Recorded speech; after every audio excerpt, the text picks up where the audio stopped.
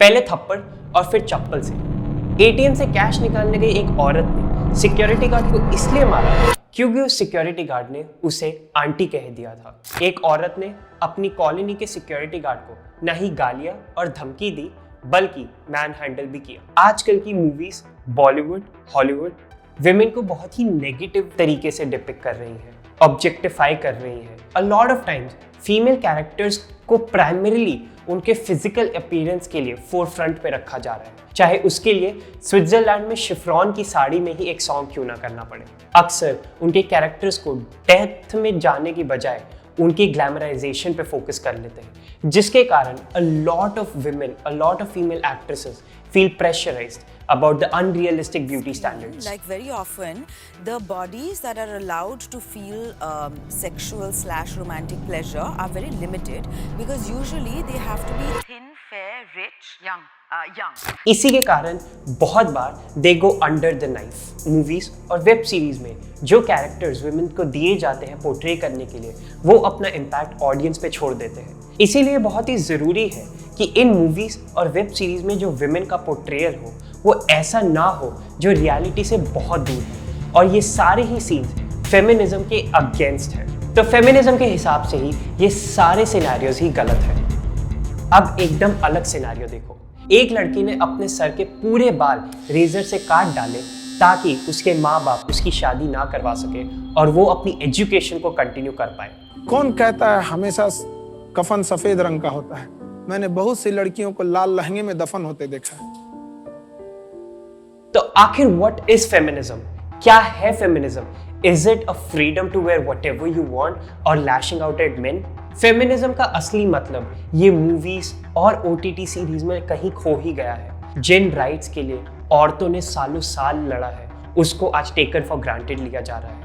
वही दूसरी और बहुत सारी ऐसी लड़कियां भी हैं इंडिया में जो अपने बेसिक राइट्स जैसे कि education, freedom for career, their choice, उन सब के लिए लड़ रही हैं।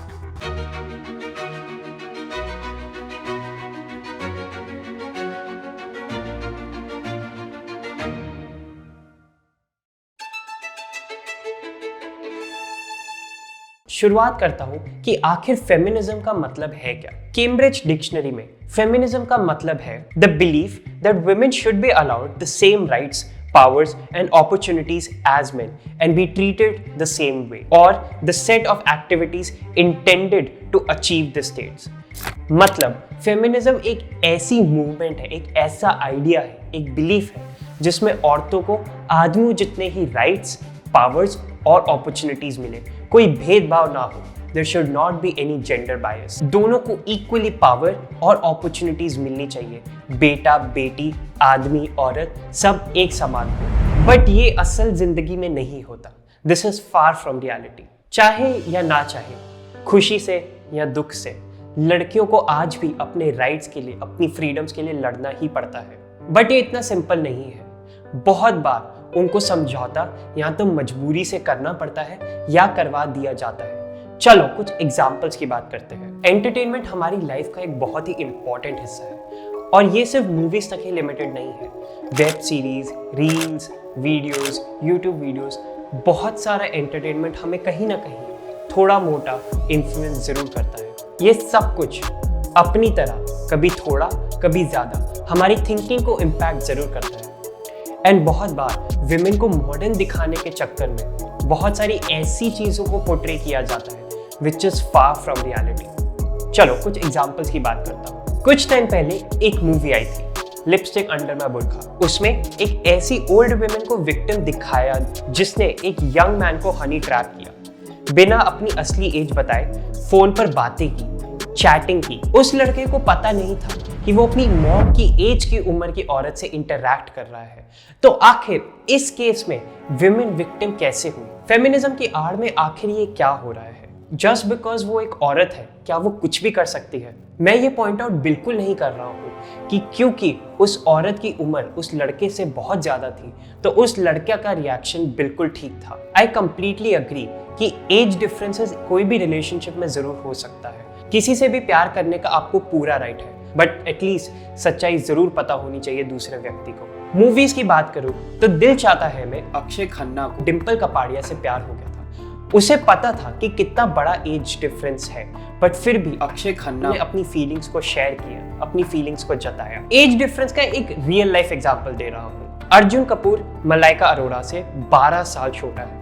Malaika has a young son. May be वो अपनी शादी में खुश नहीं थी या फिर कोई और रीजंस थे जिससे उन्होंने डिवोर्स लिया।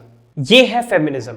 आपको पूरा हक है कि आप अपने पसंद के आदमी या औरत या किसी से भी एक रिलेशनशिप में रह सकते हो, और अगर आप किसी रिलेशनशिप में खुश नहीं है तो पूरी लाइफ में उसमें रहने की बजाय आप डिग्निटी से अलग भी हो सकते हो। अर्जुन कपूर को ये सब मलाइका अरोड़ा के बारे में पता था, yet he decided to be in a relationship with her. लेकिन दूसरी तरफ मूवीज और वेब सीरीज में कुछ ऐसी चीजें दिखाई जा रही है जिनसे विमेन को ऑब्जेक्टिफाई किया जा रहा है। उनके स्किल्स, इंटेलिजेंस, नॉलेज को अंडरडॉग प्ले करके उनकी फिजिकल अपीयरेंस को ज्यादा ग्लैमराइज किया जा रहा है। तो जो लड़कियां इन स्टार्स को अपना रोल मॉडल मानती हैं, इनको इंस्टाग्राम, फेसबुक, यूट्यूब जैसे प्लेटफॉर्म्स पर फॉलो करती है, उन पर आखिर क्या मैसेज पहुंचता होगा? एक तरफ तो वो ये देखती है कि कैसे ये एक्ट्रेसेस अपने आप को हेल्दी रखने के लिए बहुत सारी एक्टिविटीज में पार्ट लेती है, जैसे कि योगा, मेडिटेशन, डाइट एक्सेट्रा, और बहुत सारी एक्ट्रेसेस बहुत हाईली एजुकेटेड भी है। बट वहीं दूसरी तरफ इन एक्ट्रेसेस को ऑब्जेक्टिफाई किया जा रहा है। मैं ये नहीं कह रहा हूँ कि इन कैरेक्टर्स को प्ले करना एकदम गलत बात है। आपको पूरा हक है कि आपको जो करना है वो आप कर सके, और ये कोई एहसान नहीं है उन लड़कियों पे। लेकिन इन कैरेक्टर्स को फॉलो करते हुए अपने आप को बोल्ड, कॉन्फिडेंट और फेमिनिज्म के चक्कर में बहुत बार व्यूअर्स साइबर क्राइम के शिकार हो जाते हैं। ये लोग इतने शातिर होते हैं कि अक्सर जब तक आपको रियलाइजेशन होती है बहुत देर हो जाती है। अगर आपको साइबर क्राइम्स के बारे में और जानना है तो मैं उसके लिए एक बहुत ही डिटेल्ड वीडियो का लिंक डिस्क्रिप्शन में दे रहा हूँ, ज़रूर देखना। पर मॉडर्न गर्ल कॉन्फिडेंट और फेमिनिस्ट है, ये प्रूव करने के लिए क्या कुछ भी एक्सेप्टेबल है? आपकी नॉलेज, आपका वर्क एक्सपीरियंस, आपकी skills, do they not matter anything unless और until you have a good body? Bharti Singh, जिसको पूरी दुनिया इतने रिस्पेक्ट से देखती है, ऐसी मूवीज और वेब सीरीज की ग्लैमरस कैरेक्टर्स को देख के उनका कॉन्फिडेंस तो जमीन पे आ जाता होगा। बट भारती है एक सही एग्जाम्पल फेमिनिज्म का। उन्होंने एक ऐसी फील्ड में अपनी जगह बनाई है, अपनी पहचान बनाई है, जहाँ पे आज से पहले कोई लड़की वहां नहीं पहुंच पाई है। जेंडर बायस को तोड़ के वो पहुंची है इस मुकाम पे। रियलिटी शोज में उन्हें बहुत बार मौका मिला है अपने टैलेंट को शोकेस करने का। ये है ट्रू फेमिनिज्म। बट ये सब जिंदगी का सिर्फ एक हिस्सा है। सिर्फ big urban areas, metropolitan cities में ही ऐसा होना पॉसिबल है। असल जिंदगी में इंडिया में रूरल एरियाज है, स्मॉल टाउन्स है, विलेजेस है, जहाँ पे औरतें, लड़कियां आज भी उसी राइट्स और हक के लिए लड़ रही है जो पहले लड़ रही थी, जो फेमिनिस्टिक मूवमेंट की शुरुआत से भी पहले की थी। इस मूवमेंट के बारे में मैं और भी डिटेल में आपको आगे बताऊंगा, तो वीडियो को लास्ट तक जरूर देखिए। जहाँ एक तरफ लड़कियां अपनी पसंद के कपड़े पहनने को, अपनी मर्जी से देर रात तक घूमने से बाहर रहने को, या फिर अपनी पसंद के लड़के के साथ रिलेशनशिप में आने के लिए फेमिनिज्म का सहारा ले रही है, वहीं आज भी हजारों ऐसी लड़कियां हैं जो अपने बेसिक राइट्स जैसे कि एजुकेशन, अपनी चॉइस ऑफ करियर के लिए भी अपने माँ बाप से लड़ रही हैं। खान सर जब कौन बनेगा करोड़पति पहुंचे तो उन्होंने एक ऐसी इमोशनल कहानी सुनाई जिसको सुन के शायद आपकी आंखों में आंसू आ जाए। वो बताते हैं कि जब बैच में छुट्टी होती है तो वो लड़कियों को पहले निकलने देते हैं। उन्होंने नोटिस किया कि एक लड़की के सर पर बिल्कुल बाल नहीं है, पूरे बाल रेजर से साफ किए हुए थे। वो अपने आप को उससे क्वेश्चन करने से नहीं रोक पाए। उन्होंने उससे पूछा कि तुमने अपना पूरा बाल क्यों छिलवा लिया? वो बोली कि सर, घर वाले पढ़ाई छुड़वा के शादी करा रहे थे। बहुत समझाया पर नहीं माने, तो हमने खुद ही अपने बाल छील दिए ताकि शादी से रोक सके। इसके बाद जो खान सर ने कहा वो हमेशा देश की बहुत सी लड़कियों के जीवन की सच्चाई बताता है। उन्होंने कहा, कौन कहता है हमेशा कफन सफेद रंग का होता है? मैंने बहुत सी लड़कियों को लाल लहंगे में दफन होते देखा।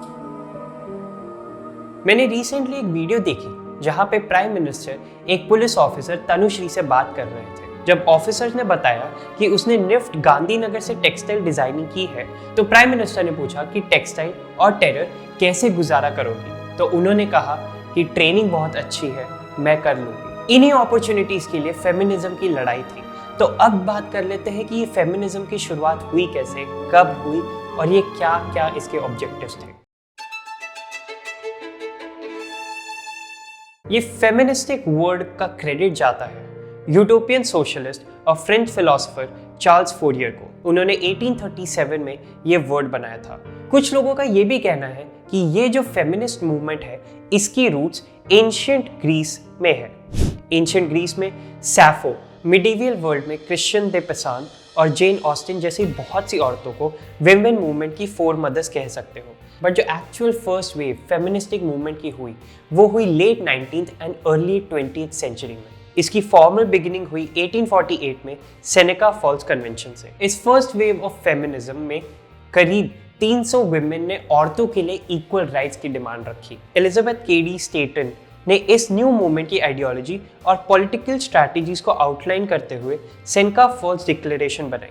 इसकी सेकेंड वेव शुरू हुई 1960s में, लेकिन ऐसा माना जाता है कि इस मूवमेंट को अटेंशन मिली 1963 में जब बेटी फ्रेडियन ने अपना the feminine mistake novel publish किया। इसमें उन्होंने बताया कि कैसे लाइफ में लिमिटेड चॉइस होने के कारण विमेन फील डिप्रेस्ड। लोगों ने काफी रिलेट किया इस नॉवल से, बट इसका डिफाइनिंग मोमेंट आया 1968 में जब मिस अमेरिका पेजेंट में प्रोटेस्ट हुए। इसी मूवमेंट में women gained a lot of rights, जैसे कि right to education, right to work, right to contraception and abortion. तीसरी वेव जो फेमिनिज्म की शुरू हुई वो हुई 1980s और 1990s में, और इसे कहा गया गर्ल फेमिनिज्म। इस वेव में वॉशिंगटन में रायट गर्ल पंक मूवमेंट हुई। इसका फोकस था on punk rock music, femininity और पॉलिटिक्स की, अपनी सेक्सुअलिटी को रिक्लेम करना। ऐसा माना जाता था कि पहली दो मूवमेंट में जो कुछ भी हुआ वो ज्यादातर वाइट वुमेन के लिए हुआ, तो इस मूवमेंट में विमेन ऑफ कलर को भी इंक्लूड किया गया और कोशिश की कि उनके अगेंस्ट क्लास और रेशियल डिस्क्रिमिनेशन को रोका जाए। इंडिविजुअल एम्पावरमेंट, सेफ, लीगल और affordable abortions, pregnancy cares, child supports, women के अगेंस्ट क्राइम्स और सेक्सुअल लिबरेशन जैसे इश्यूज इस वेव का एजेंडा थे। अनीता हिल्स सेनेट हियरिंग इस मूवमेंट का एक बहुत ही इंपॉर्टेंट हिस्सा है। ये पहली बार हुआ था कि सेक्सुअल हरासमेंट के केस एक पब्लिक प्लेटफॉर्म में आए। 1991 में अनीता हिल जो कि एक वकील थी, उन्होंने एक और वकील क्लैरेंस थॉमसन जो कि उस समय सुप्रीम कोर्ट के लिए नॉमिनेट थे के अगेंस्ट डिपोजिशन दिया। उन्होंने बताया कि जब अनीता थॉमस के अंडर एज एन एडवाइजर काम कर रहे थे, ही सेक्सुअली हरास्ड हर। ऐसी हियरिंग्स उस दिन से पहले कभी नहीं हुई। 14 मेन की कमिटी ने टेलीविजन पर दिखाई जा रही लाइव हियरिंग में उनसे सवाल जवाब किए। हालांकि इस केस में अनीता की हार हुई, बट इस कदम ने बहुत सी लड़कियों को अपनी आवाज उठाने की हिम्मत दी। और ये पूरी फेमिनिज्म मूवमेंट में एक और इम्पॉर्टेंट हिस्सा जिसके बारे में अगर बात नहीं की तो ये वीडियो पूरी नहीं हो पाएगी, उसका नाम था द मी टू मूवमेंट, जिसे बूस्ट मिला अक्टूबर 2017। Thousands of women around the world spoke out against sexual harassment using just two words, Me Too. Now there are millions of Me Too's out there on social media. जब New York times ने film producer Harvey Winston के against sexual harassment की investigation publish की, इसके बाद ये movement दुनिया भर की ज्यादातर कंट्रीज में चली, जिनमें इंडिया भी शामिल है।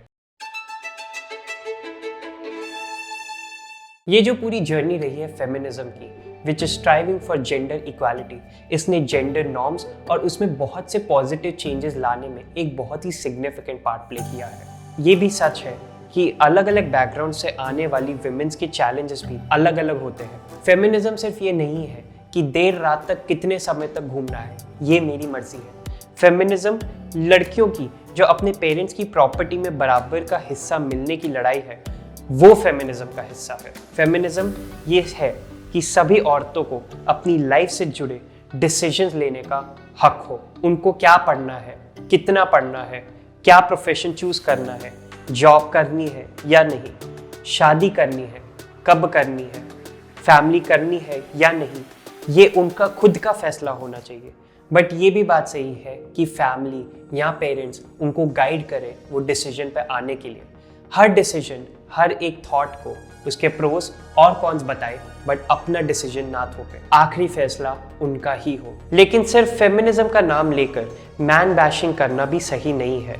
At the core of feministic movement, it is the fight for equality और gender bias को खत्म करना, और ये करने के लिए दूसरे genders को attack करना नहीं, बल्कि अपने लिए opportunities create करना है। Do share your thoughts on feministic movement and how it is taking a different turn in the comment section, and do like, share and comment on the video. Don't forget to press the bell icon for further notification. तो चलो फिर जल्दी मिलते हैं अगली video में।